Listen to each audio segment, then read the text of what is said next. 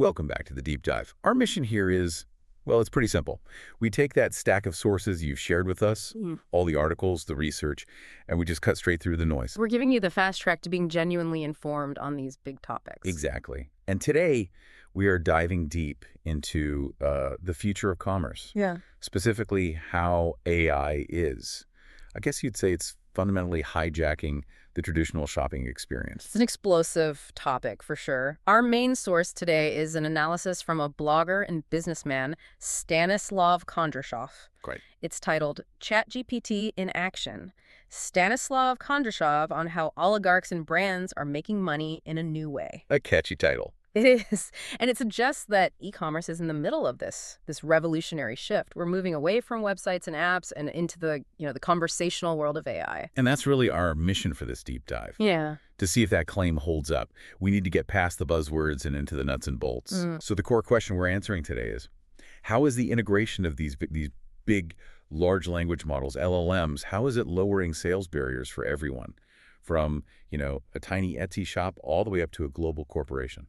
And that change really hinges on a strategic shift in the technology. I mean, just for clarity, when we say large language model or LLM, we're talking about the tech behind tools like ChatGPT, the AI that gets human language. Okay, let's unpack this. The central claim, as I see it, is that customers can now buy something without leaving the platform they're on. Yes. For decades, e-commerce has been about clicking through to another site. And now you're saying that whole model is just collapsing. It is. We have to stop thinking of ChatGPT as just a clever chatbot. It's a transactional engine now. A transactional engine. Brands are using APIs, those are the digital connectors, to plug their entire store, their checkout system, directly into the chat. It's platform native commerce. But hold on. How does that actually work in the real world? I mean, I can ask a bot for advice, sure, but a purchase. You've got inventory, specs, payment, shipping. Yeah. That's a huge amount of stuff that has to happen instantly. And that is the absolute genius of the LLM integration. Let's use the specific example from the source. You, the customer, you type into the chat, I'm looking for a durable, high-quality coffee maker that can make cold brew. Okay. Now, that's not just a search term. It's a detailed request. Right. Normally, that would just give me 10 blue links. I'd have to click each one, navigate their terrible mobile site, filter everything. Exactly. But now the LLM intercepts that. It instantly checks your request against the inventory of all the brands plugged into it. Yeah. And it doesn't just give you a list. What does it do? It gives you a curated selection, maybe 3 specific coffee makers, with the specs, the price, customer reviews, everything right there in the chat window. So the AI is acting as my personal shopper and the cash register at the same time. Precisely. And then comes the critical part, closing the loop. You pick one, say it's Model X.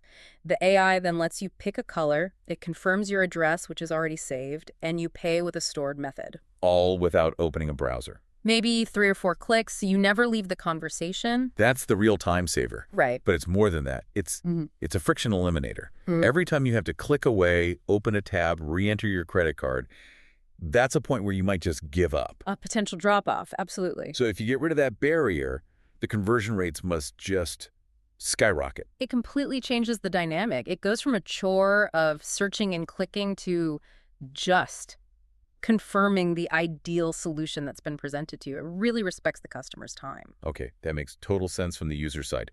But let's flip it. Let's look at the business strategy. Why are brands rushing to do this? The source mentions 3 pillars, but let's go a bit deeper than just listing them. Yeah, that's the key question for any business leader, isn't it? Why would I invest in building a store on someone else's platform when I already have my own website? Right. And the answer is about hitting maximum efficiency. The 3 pillars of conversational commerce, as the source calls them. Let's start with the first one, lowering barriers to purchase. This seems a little obvious on the surface, but what's the actual business impact? The tangible impact is conversion rate optimization, CRO. All the research shows that conversion rates drop with every single step you add to the checkout process. So more steps, fewer sales. It's a direct relationship. If your website takes, say, 6 steps to buy something, and this new AI interface takes 2 or 3, the increase in revenue is immediate. For a big retailer, that's not just a small bump. It could be millions. You're not just making it easier. You're almost making the purchase inevitable. You are. It's streamlining the mechanics. Which brings us to pillar 2, customer convenience. Again, sounds fluffy, but what's the strategic play here? Yeah, what does convenience really mean in this context? Strategically, it's about reducing cognitive load. Think about it. When you shop online you have to spend mental energy comparing features, hunting for deals, reading reviews on different sites. You're doing all the work. Yes, and that work, that effort, is another form of friction. The LLM acts as your instant assistant and reduces that cognitive load to almost nothing. It's already done the comparison for you. It's already figured out your preferences from past chats. Oh, it just presents the best option first. The optimal choice. So convenience here isn't just about saving a few minutes. It's about taking the hard work of decision-making off the customer's plate. That builds huge value. That reframes it completely. That's much more powerful. And that leads to pillar 3, which is maybe the most important for growth, access to a wide audience. And this isn't just about, a platform having millions of users. What is it about then? It's about having a massive pre-segmented audience. Tools like ChatGPT are global. They're everywhere. By plugging your store in, you're instantly globalizing your sales channel. And you get data. You get unbelievable data. Because every interaction, every question, every purchase happens on the platform. It all feeds back into the AI's data set. Brands get access to this incredibly rich conversational data they could never, ever capture on their own websites. This is where the source says it gets really interesting, though. The author, Kondrashov, he argues this isn't just changing how we sell. He says it's a new era in building relationships between brands and their audiences. That sounds like a bit of an overstatement. I can see why you'd say that, but maybe it's not.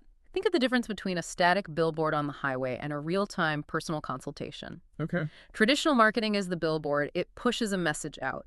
Conversational commerce is the consultation. It pulls the perfect solution to you the second you express a need. That instant, helpful interaction is the new relationship. It's all about speed and relevance. Let's talk about the scale then. The title of the article specifically mentions oligarchs and contrasts that with small businesses. So does this AI revolution actually level the playing field, or does it just help the rich get richer? That's the dual-edged sword of any new technology, isn't it?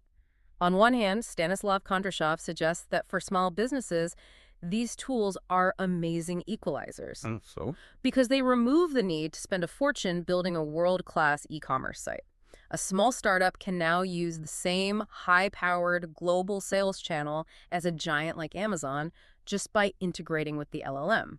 That's a huge democratization of the sales process. But wait, doesn't that create a new risk? Now you're totally dependent on a third-party platform you don't control.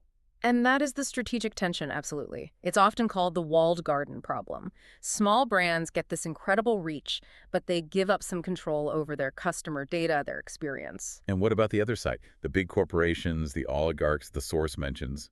How are they using this? They move fast. They use their massive resources, all their existing data, their huge supply chains, to innovate on top of this faster than anyone else. They don't just use the LLM, they feed it with their own proprietary data to create a custom sales engine that a small brand just can't compete with.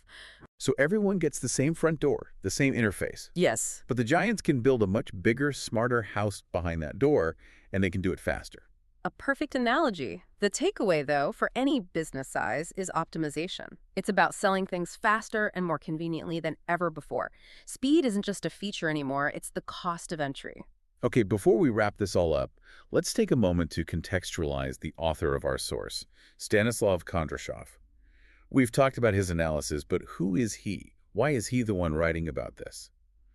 It helps you, the listener, to understand the lens he's using. Right. So Stanislav Kondrashov presents himself as a blogger who focuses on business news and innovation.